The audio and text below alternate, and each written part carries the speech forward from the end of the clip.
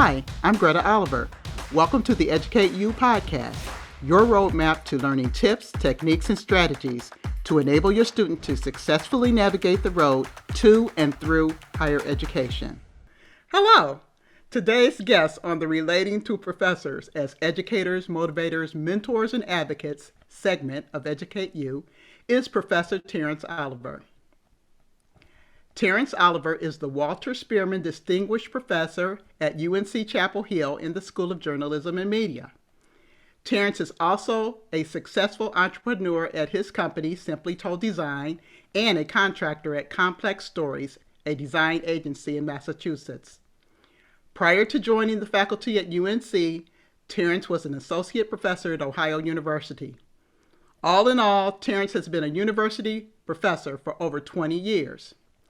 Today, he will be sharing his knowledge and techniques with us about engaging with students and how he purposely plans to help them be their best selves by working to develop them as students as well as individuals from the very first class session. Can professors be mentors, advocates, and supporters of students as well as educators? Let's see what Professor Oliver has to say. Please join me in welcoming Terence Oliver to today's segment of EducateU. Thank you. Thank you so much for coming. Glad to be here. So we're going to jump right in and just get to the nuts and bolts of this thing. I have a few questions for you, which I hope that you will be able to answer with no problem, I'm sure. In what ways do you feel you show yourself as an advocate and mentor to your students? First of all, I clearly show the students that I care, not only in words, but in actions. And so on the first day of class, while we review the syllabus, I think that's important. We do a quick overview, but more importantly, we intentionally spend lots of our time getting to know each other, trying to understand each individual, why they are there, what they bring to the table, those kind of things. So for whatever reason, at this moment in time, all of our paths have crossed. And so what we try to do is we try to maximize the moment. And so in order to maximize the moment, it helps if we get to know each other. And so that's why we spend that time and we try to understand who's in the room, why we're here again, and how can we best serve and help each other as a collective whole.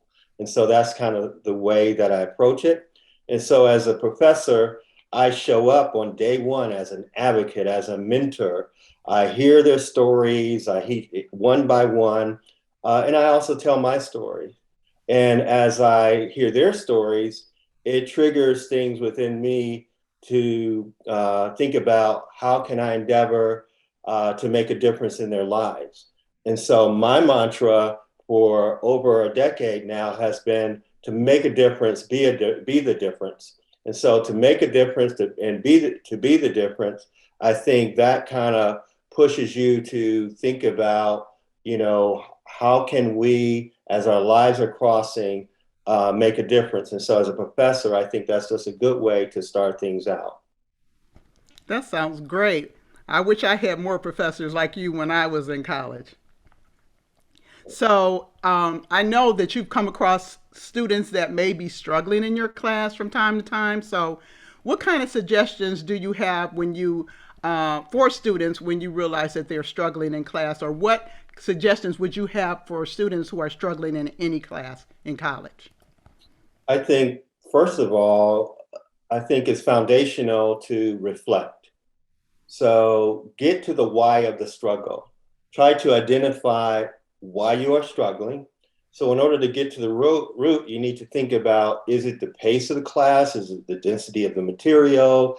Is it the time you put in or the lack of time that you put in? Is it your organization or lack of organization? Is it distractions? Is it internal? Is it external? Is it a combination of factors? Is it the way the teacher teaches, the way you listen, the way you gather information? So really thinking about, all in all, what is the root of the problem here? And so after reflecting, I think it's something that you have to think about after you ascertain that information. Is it something that I can tweak or fix? Or is it something that I need guidance from the professor or from others to kind of overcome this, acknowledge it, and figure out how to move forward? And so I think that those are the key things to identify the problem and then reflect on that. And then after reflecting, figure out how do you move forward. Okay. So that would be kind of individual to each student, obviously, because they have different issues, different problems.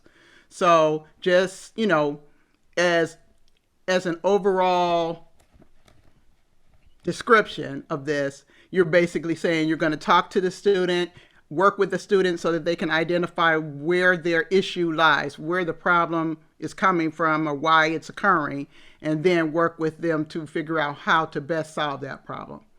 That's correct, because if you kind of skate around the problem and you don't identify the real problem, it may be recurring a Mm-hmm. problem, and then later in the semester you're falling into the same problems and challenges, and it could have been solved earlier because you Mm-hmm. identified it clearly. And so I think clearly identifying, what the issue is, I think is the most important thing. And then that way, your advocates can know how to help you. You can know how to help yourself. And a lot of times it's a combination of the two. It's something that perhaps the professor can do, and it's something that you can do personally as well. Okay, that's great. So, how transferable would this information that you just discussed be for any class for a student if they're having difficulty? What would you suggest? I think it's a natural fit. It's pretty transferable to any class. I Mm-hmm. suggest that um, if, first of all, if the professor can put the students at the forefront, the professor will be open and also uh, creating an environment that where a student feels that the professor is accessible, approachable. And Mm-hmm. so then that way, if the student assess that, they have some type of factors that involve the professor, where it's not just, oh yeah, I just need to tweak my schedule and get myself together, is something more that they need to talk to the professor about, then perhaps the professor can be better prepared to help the student because, again, first of all, the professor has the mindset to be helpful. And Mm-hmm. so then after the unique challenges are identified, it's important to maybe take things in small doses and then hopefully get big payoffs. And so it's Okay. just like any kind of investment too. You want an ROI, which is a return on your investment.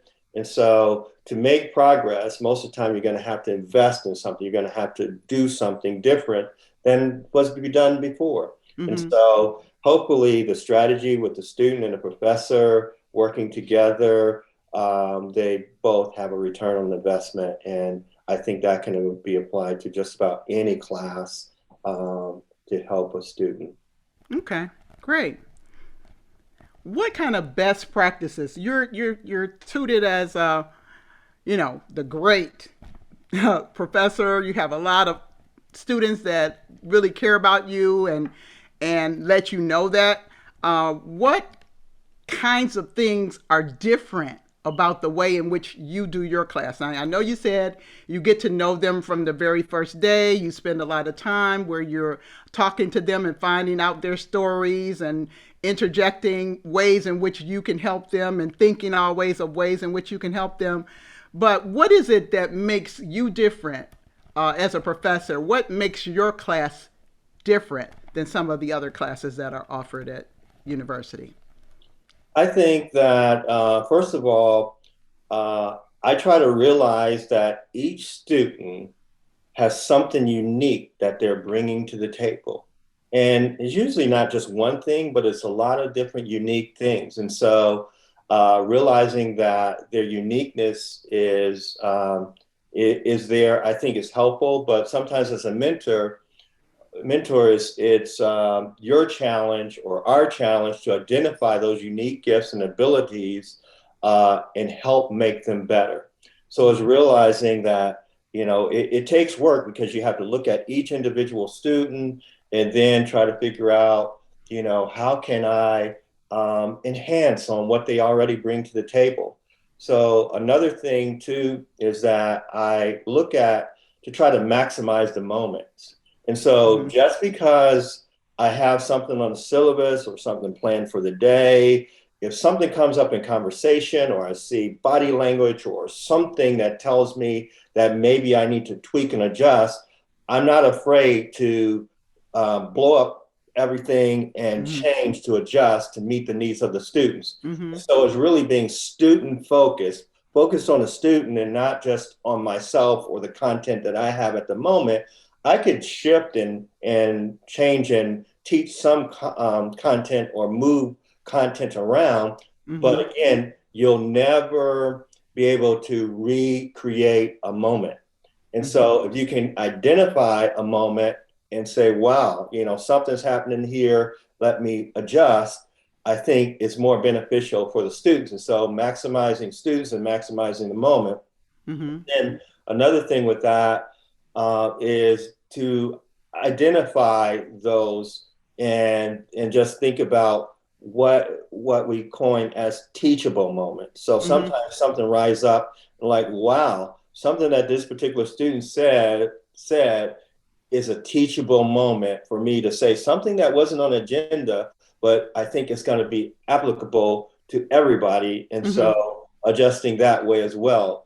So I think to help students learn, engage, and see relevancy.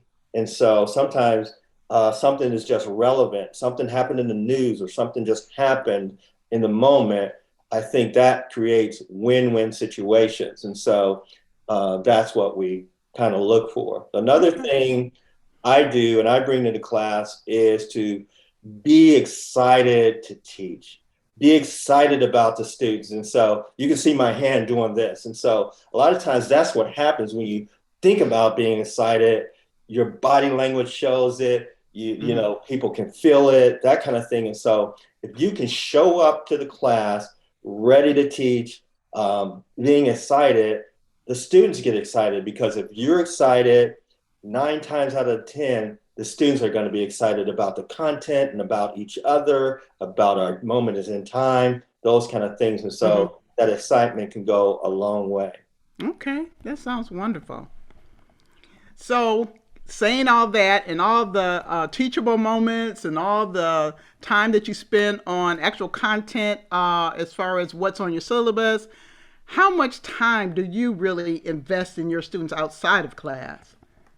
So that can vary. And if you're living what I just said, as far as being in the moment and caring about students, you're driven by that. And so sometimes you may intend to put a certain amount of time in, but you may get an email, you may get a revelation, you may just something just sparks you. And so of course you have to have a life outside of the classroom, but I am the kind of person where I have to almost kind of control myself to say, okay, slow down. Yeah, I mean, I may be known sometimes to email a student back at midnight if I see the email, if I see it. And so again, it's driven by a care and a passion and me hoping that the students not only learn the material, but reach their destiny Mm-hmm. about, who they can be and that kind of thing. And so the bottom line is it kind of varies driven by, what's happening. Mm-hmm. But again, I invest a whole lot of time outside of the classroom. And it's not only in preparation as typing things, but it's a lot of times thinking, strategizing, Mm-hmm. uh, and those kind of things come to fore. Okay.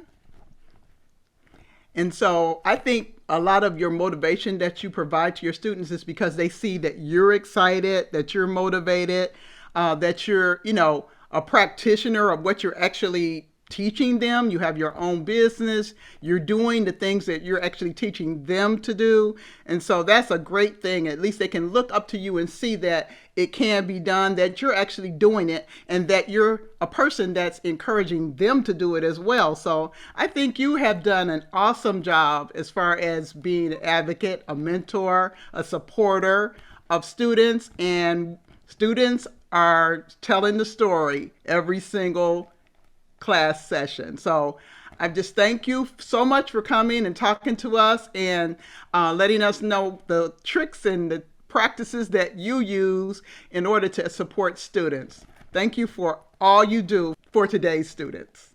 Thanks. I enjoyed my time together. Great. Thank you for joining us today on EducateU.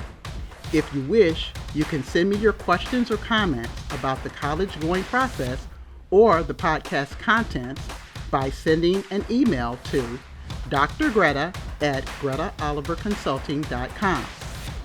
Also, beginning each week after the podcast airs, check for a companion blog on my website's blog page at gretaoliverconsulting.com. My book, College Roadmap, Essential Tips for First-Time College Students and Their Families, is available for sale on Amazon.com. Join us next week for another tip or strategy to make the road to higher education easier for your student.